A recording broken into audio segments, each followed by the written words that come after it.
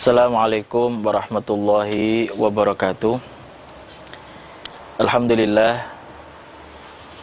Alhamdulillahi wahdah wa nasara abdah wa azza jundah. Wassalatu wassalamu ala man la nabiyya ba'dah wa ala alihi wa sahbihi wa man walah ila yaumil qiyamah, amma ba'd. Puji syukur kehadirat Allah Subhanahu wa taala atas segala nikmat yang Allah berikan kepada kita. Salawat serta salam semoga selalu tercurah kepada junjungan kita Rasulullah sallallahu alaihi wasallam, kepada keluarga beliau, juga semoga tercurah kepada sahabat-sahabatnya dan kepada para pengikutnya yang senantiasa mengikutinya dengan baik hingga akhir zaman kelak. Pemirsa, dimanapun Anda berada, ada orang-orang yang mengatakan dirinya beriman, tetapi kemudian oleh agama ini, orang-orang ini ditolak pengakuannya sebagai seorang yang beriman. Ia menganggap dirinya, mengklaim dirinya, saya mukmin. Tetapi ternyata oleh agama Islam ini, ia tidak diakui sebagai seorang mukmin. Hal ini sangat tampak sekali dan pernah terjadi pada zaman Rasulullah sallallahu alaihi wasallam. Ya, di surat Al-Hujurat ayat ke-14 Allah Subhanahu wa taala mengabarkan tentang hal itu. Di mana dikabarkan bahwa berdatangan kepada Rasulullah sallallahu alaihi wasallam orang-orang Arab di sekitar Mekah.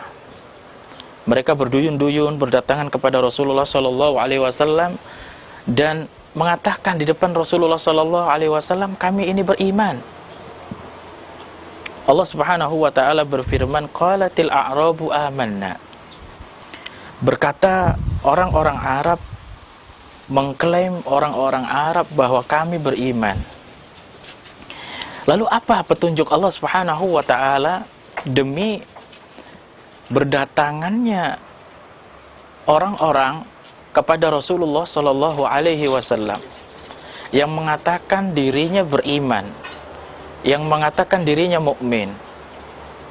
Padahal ya dikatakan oleh Allah Subhanahu wa taala, diperintahkan oleh Allah Subhanahu wa taala, qul lam tu'minu.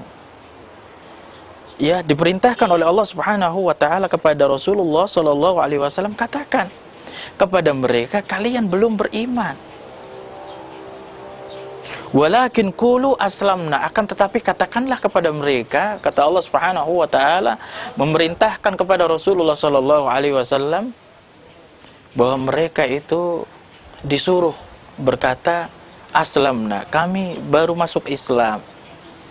Ya. Ada orang-orang berarti dalam ayat ini, dalam kisah ini, yang menunjukkan bahwasanya apa? Bahwasanya ada orang-orang yang menganggap dirinya mukmin, bahwasanya ada orang-orang yang mengklaim dirinya beriman, tetapi ternyata ditolak klaim mereka, ditolak pengakuan keimanan mereka oleh agama ini. Ya. Hal ini ditunjukkan oleh perintah Allah Subhanahu wa taala kepada Rasulullah sallallahu alaihi wasallam untuk mengatakan kepada mereka, orang-orang Arab yang datang kepada Rasulullah, qul lam tu'minu. Katakan kepada mereka, kalian ini belum beriman. Walakin qulu aslamna. Akan tetapi katakanlah kalian itu baru masuk Islam. Walam yadkhulul imanu fi qulubikum. Karena belum masuklah iman ke dalam hati-hati kalian. Itu alasan kenapa Rasulullah sallallahu alaihi wasallam diperintahkan untuk tidak menerima pengakuan keimanan mereka. Walamma yadkhulul imanu fi qulubikum. Dan belum masuklah keimanan sebenarnya dalam dada-dada mereka. Apa sih sebabnya? Kenapa ada sebagian orang yang mengklaim dirinya beriman atau yang menganggap dirinya beriman, lalu kemudian ditolak keimanan mereka oleh Rasulullah, oleh Allah Subhanahu wa taala dan Rasulullah sallallahu alaihi wasallam. Alasannya adalah walam yadkhulil imanu fi qulubikum. Belum masuknya keimanan dalam hati-hati kalian. Ditafsirkan oleh beberapa mufassirin yang disebutkan oleh Imam Ibnu Katsir tentang salah satu tafsir Rasulullah Shallallahu Alaihi Wasallam mengatakan atau diperintahkan mengatakan kepada mereka, "Kullam tu'minu walakin qulu aslamna." Akan tetapi katakanlah kalian baru masuk Islam. Ini ditafsirkan oleh beberapa mufassirin mengatakan, akan tetapi kalian baru menyerah saja di hadapan Rasulullah Shallallahu Alaihi Wasallam. Dikisahkan ayat ini bahwasanya Rasulullah Shallallahu Alaihi Wasallam mendatangi Makkah, terus kemudian membuka Makkah dan menguasai Makkah, Fathu Makkah. Kekuatan Islam begitu tampak, begitu dayanya kaum muslimin waktu itu setelah takluknya Makkah di tangan kaum muslimin. Setelah itu, takutlah kabilah-kabilah Arab sekitar Makkah yang mereka takut.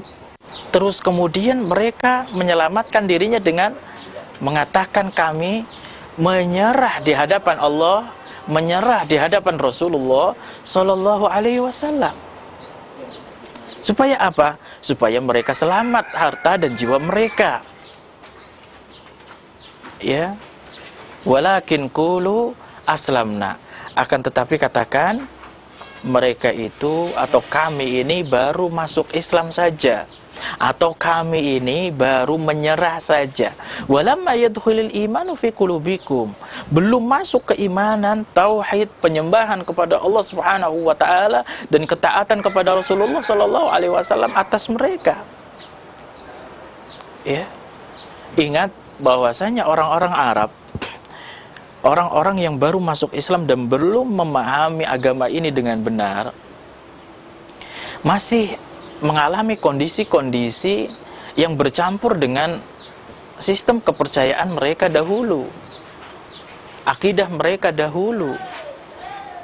Apalagi ini dikisahkan bahwa mereka baru menyerah, baru masuk Islam di hadapan Rasulullah Shallallahu Alaihi Wasallam. Ingat beberapa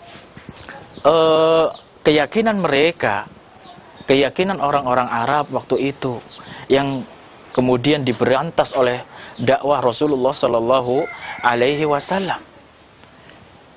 Ya, di antara kebiasaan mereka dalam kepercayaan mereka Arab jahiliyah, mereka misalnya jika ingin bepergian misalnya, mereka jelas tidak menggantungkannya kepada Allah Subhanahu wa taala.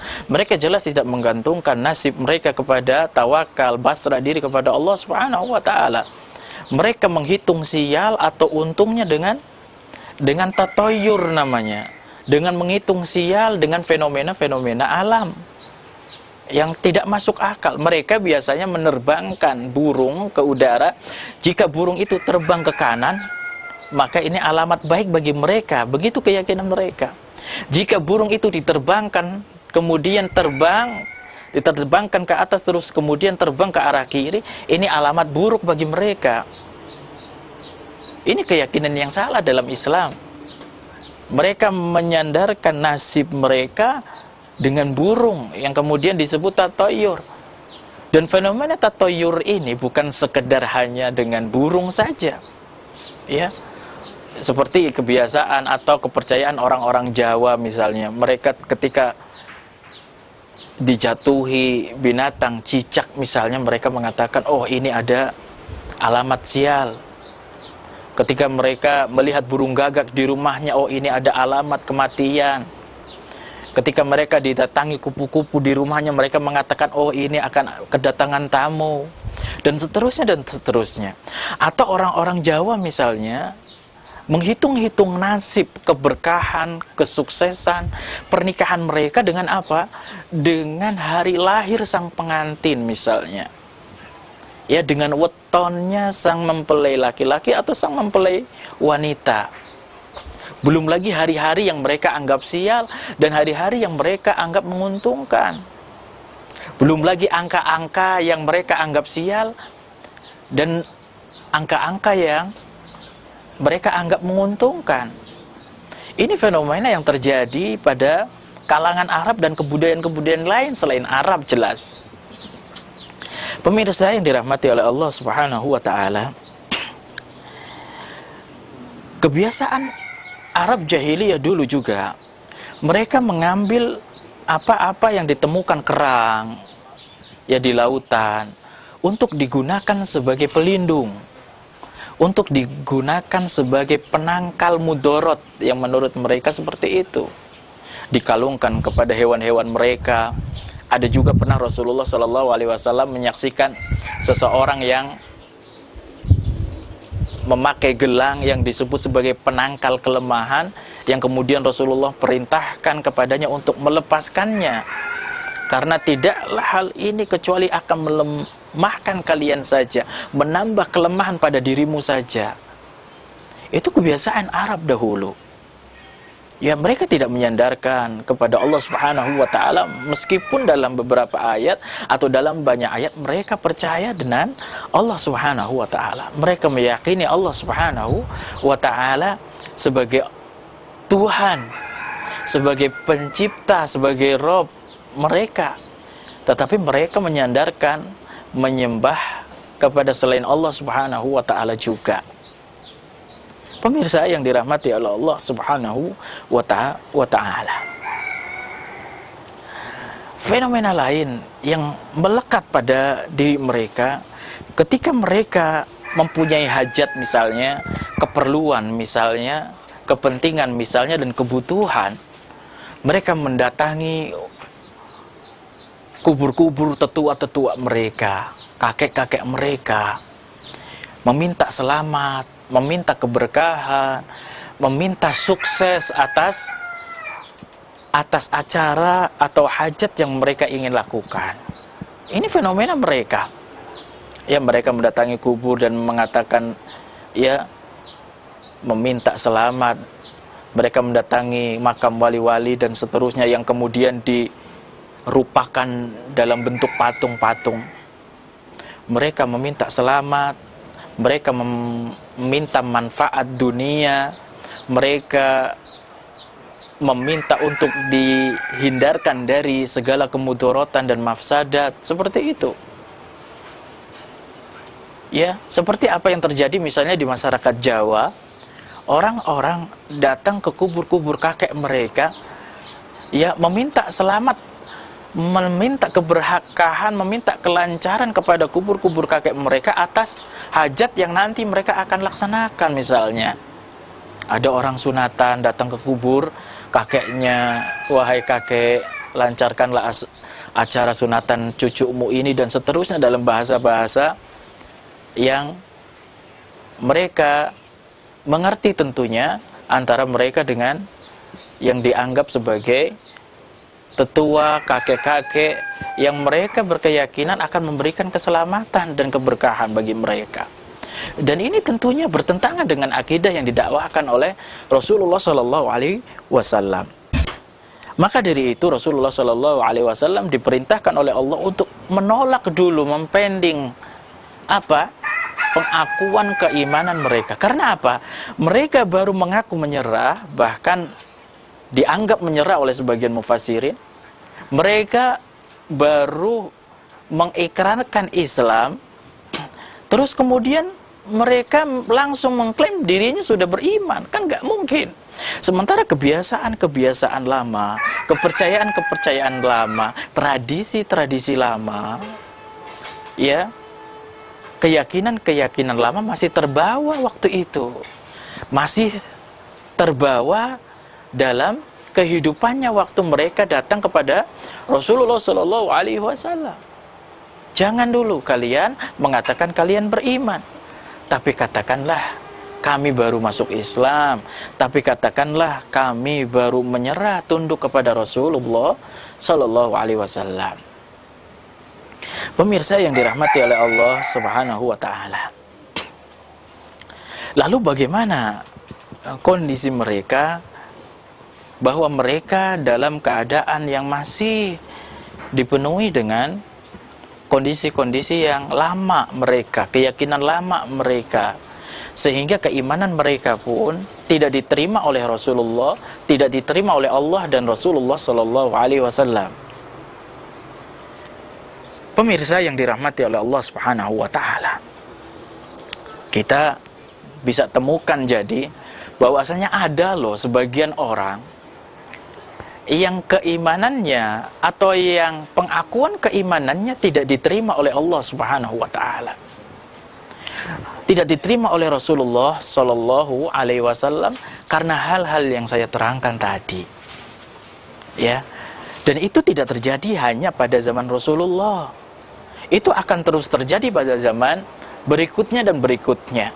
Ketika orang terus kemudian memeluk agama ini, tetapi apa? Tradisi, keyakinan, akidah, kepercayaan, ya, masih saja berkait dengan kepercayaan lama, masih saja bergelut dengan keyakinan-keyakinan mistik, klinik, ya, tatoyur, ya, mengundi nasib dan seterusnya, yang tidak menyandarkannya kepada Allah Subhanahu Wa Taala, yang tidak mentauhidkan Allah Subhanahu Wa Taala, meminta bantuan, meminta keberkahan kepada tetua-tetua, nenek kakek mereka, yang berlindung kepada selain Allah, yang meyakini ada hari-hari sial, tanggal-tanggal sial, angka-angka sial, dan seterusnya.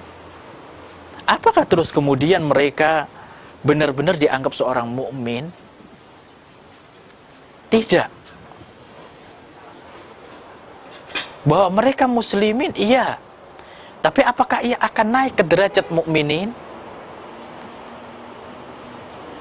Pemirsa yang dirahmati oleh Allah Subhanahu Wa Taala, Allah terus kemudian melanjutkan, bagaimana sih kemudian orang-orang ini yang baru masuk Islam, orang-orang yang masih bergelut, masih meyakini keyakinan lama mereka, masih bergelut dengan tradisi-tradisi yang salah, masih bergelut dengan keyakinan-keyakinan yang saya terangkan tadi, yang keyakinan itu tentunya menentang dan berseberangan dengan tauhid, untuk kemudian mereka diterima keimanan mereka.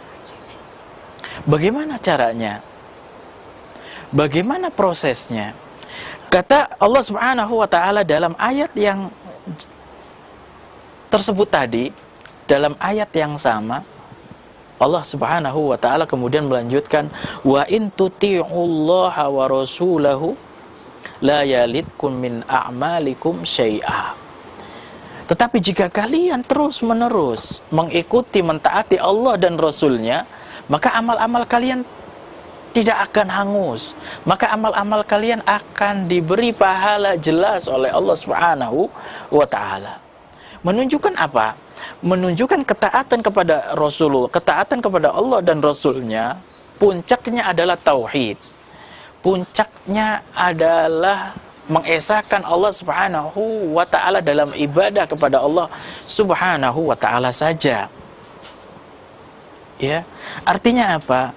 Artinya tepis, hilangkan, buang keyakinan-keyakinan tradisi-tradisi lama. Buang keyakinan-keyakinan tentang kesialan terhadap benda, kesialan terhadap angka, dan selanjutnya dari fenomena-fenomena kemusyrikan. Ya, buang itu jimat-jimat, buang itu ketergantungan mereka kepada selain Allah Subhanahu Wa Taala, buang itu doa dan meminta pertolongan kepada selain Allah Subhanahu Wa Taala. Ya, meminta pertolongan kepada kakek nenek mereka yang sudah menjadi mayit, dan seterusnya. Jika ini dibuang semuanya dan mengikuti, mentaati Allah dan Rasulnya, la yalidkum min a'malikum syai'a, Allah tidak menyia-nyiakan amal kalian. Artinya sebaliknya, jika itu masih melekat pada dirinya, ya, bentuk-bentuk penyembahan kepada selain Allah masih melekat kepada dirinya, maka apa konsekuensinya? Konsekuensinya adalah Allah akan menyia-nyiakan amal ibadah mereka. Jika mereka terus-menerus berdoa kepada selain Allah, ya, jika mereka terus-menerus beristighosa kepada selain Allah, ya, kita dengar orang-orang berdoa kepada selain Allah, beristighosa kepada selain Allah. Kita dengar, kita tahu ada memang sebagian kaum muslimin yang melakukannya. Aghisni, aghisni Abdul Qadir Jailani, aghisni, aghisni ya Badawi misalnya. Mereka berdoa seperti itu, waliyadzubillah. Ya. Tetapi jika mereka wa in tuti'ullaha wa rasulahu la yalidkum min a'malikum syai'a. Tapi jika mereka mengikuti Allah dan Rasulnya, terus-menerus mempelajari apa yang datang dari Allah dan Rasulnya, terus-menerus kemudian meninggalkan kebiasaan-kebiasaan dari pengibadahan kepada selain Allah Subhanahu wa ta'ala, dari fenomena mistik, klinik, dan macam-macam yang saya sebutkan di atas, maka amal-amal mereka akan dijaga oleh Allah, maka amal-amal mereka akan diberikan full pahalanya oleh Allah Subhanahu wa ta'ala. La yalidkum min a'malikum syai'a. Masya Allah. Dan pantaslah ia kemudian memperoleh predikat mukmin. Pantaslah ia menjadi seorang yang diterima insya Allah keimanannya di sisi Allah Subhanahu wa ta'ala. Jadi jelas bahwasanya ada loh kaum muslimin yang klaim keimanan mereka ditolak oleh Allah dan Rasulnya. Di akhir ayat Allah Subhanahu wa ta'ala berfirman, innallaha ghafurur rahim. Subhanallah. Dan sesungguhnya Allah Subhanahu wa ta'ala maha pengampun lagi maha penyayang. Sebagai bentuk apa? Sebagai bentuk bahwa keimanan yang mereka amalkan, ketaatan kepada Allah dan Rasulnya yang mereka curahkan, itu berbuah manis. Apa-apa kesalahan yang mereka lakukan sebelumnya, ya, penyembahan-penyembahan kepada selain Allah sebelumnya, tradisi-tradisi klinik mereka sebelumnya, ya, merasa sialnya mereka dengan beberapa fenomena alam, angka, hari, dan seterusnya, itu akan diampuni oleh Allah Subhanahu wa ta'ala karena keimanan mereka, karena tauhid mereka kepada Allah Subhanahu wa ta'ala. Innallaha ghafurur rahim. Dan Allah maha pengampun lagi maha penyayang. Dan tidaklah ada seorang hamba dimasukkan dalam surga Allah Subhanahu wa ta'ala kecuali dengan ampunan dan rahmat Allah Subhanahu wa ta'ala. Masya Allah. Begitu disabdakan oleh Rasulullah SAW, tidaklah seseorang masuk surga dikarenakan ibadah mereka. Wala anta ya Rasulullah. Ditanya ke para sahabat, apakah engkau juga tidak wahai Rasulullah? Wala ana, kata Rasulullah, dan juga saya juga tidak. Apa jawab Rasulullah kemudian? Illa ayataghamadani Allahu birahmati wa maghfiratih. Kecuali Allah telah menganugerahkan saya rahmat kasih sayang Allah Subhanahu wa ta'ala dan ampunan Allah Subhanahu wa ta'ala. Hadis ini sahih diriwayatkan oleh Imam Muslim. Masya Allah.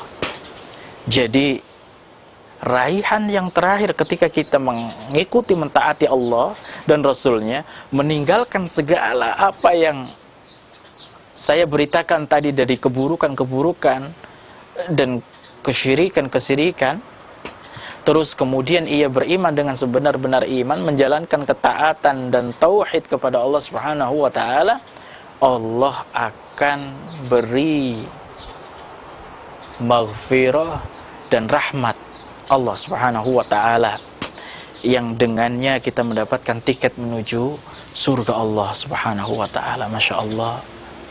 Siapa yang tidak ingin mendapatkan maghfirah dan rahmat dari Allah Subhanahu wa ta'ala, yang dengannya kita masuk surga, yang dengan amal ibadah kita tidak mungkin kita langsung bisa masuk surga dengan ibadah kita, tidak, kecuali dengan rahmat dan maghfirah Allah subhanahu wa ta'ala.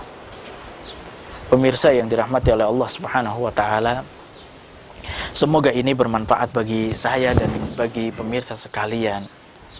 Mudah-mudahan kita berazam untuk terus-menerus memperbaiki keimanan kita, memperbaiki penyembahan ubudiyah kita kepada Allah subhanahu wa ta'ala saja, mentauhidkan Allah subhanahu wa ta'ala, mentaati Allah dan mentaati Rasulnya dengan beribadah dan meninggalkan kemaksiatan demi mendapatkan maghfirah dan rahmat Allah subhanahu wa ta'ala. Wa akhiru da'wana anilhamdulillahi rabbil alamin. Wassalatu wassalamu ala asrafil anbiya'i wal mursalin wa ala alihi wa sahbihi ajma'in. Subhanaka Allahumma wa bihamdika asyhadu an la ilaha illa anta astaghfiruka wa atubu ilaik. Wassalamualaikum warahmatullahi wabarakatuh.